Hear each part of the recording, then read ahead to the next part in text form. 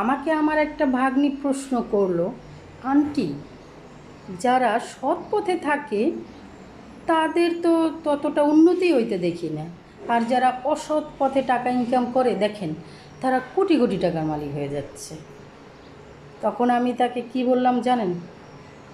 আমরা যারা মুসলিম, আমরা যারা বিশ্বাস করি যে মরে যাওয়ার পর আবার একটা জীবন শুরু হবে, সেই জীবনটা অনন্তকালের জন্য, তাদের জন্য এই কথাটা।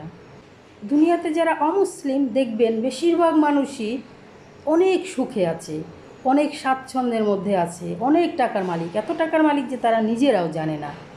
আল্লাহ তাআলা তাদেরকে এত দেয় যে এই দুনিয়াতে তারা অনেক অনেক সুখে শান্তিতে থাকে। তাদেরকে এত শান্তি দেয় যে তারা যখন মরে যাবে অনন্তকালের জন্য শাস্তি ভোগ করবে। তাই এই দুনিয়াতেই তাদেরকে সুখ দিয়ে দেয়। আর দেখবেন যে তাদের সুখের কোনো ঠিকানাই থাকে না। তারা এই দুনিয়াতেই জান্নাতের সুখ অনুভব করে, কিন্তু মরার পরে জান্নাতের সুঘ্রাণও তারা পাবে না। অমুসলিমদের কথা বলছি।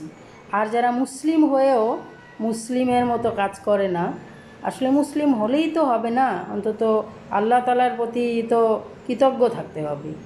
বা অন্যকে ঠকিয়ে যারা কোটি কোটি টাকার মালিক হচ্ছে তাদেরকেও আল্লাহ আরও বেশি বেশি টাকা দিচ্ছে, কারণ দুনিয়াতে তাদের সুখ দিচ্ছে যাতে অনন্তকাল শাস্তি ভোগ করতে পারে।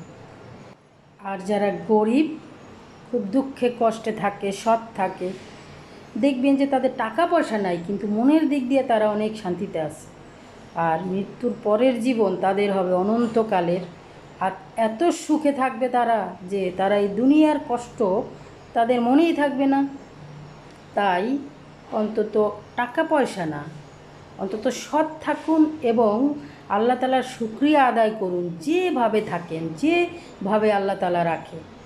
আর আল্লাহ তাআলার কাছে বেশি বেশি করে চান, দেখবেন সে অবশ্যই আপনাকে অনেক টাকার মালিক না করলেও স্বাচ্ছন্দ্যে রাখবে।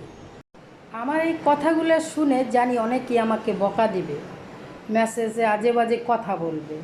সত্য কখনো বকা দিলে বা অস্বীকার করলে তা মিথ্যা হয়ে যায় না, এইটাই বাস্তব।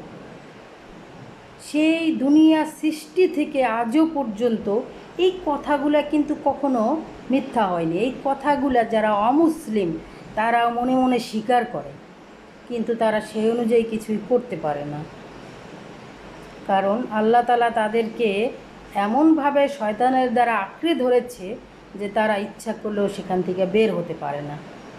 অবশ্যই তারা বের হতে পারত যদি এমন কেউ তাদের থাকতো যে তাদের জন্য আল্লাহর কাছে দোয়া করে যে তারা যেন মুসলিম হয়ে যায় বা সৎ পথে আসে, কিন্তু অনেকের ভাগ্যে এটা জোটে, অনেকের ভাগ্যে এটা জোটে না। যার এই দোয়ার জোটে সে অবশ্যই কোনো না কোনোভাবে আল্লাহ তাআলার শরণাপন্ন হয়। সবার জন্য দোয়া করি যেন আল্লাহ তাআলা সবাইকে তার স্মরণে রাখে।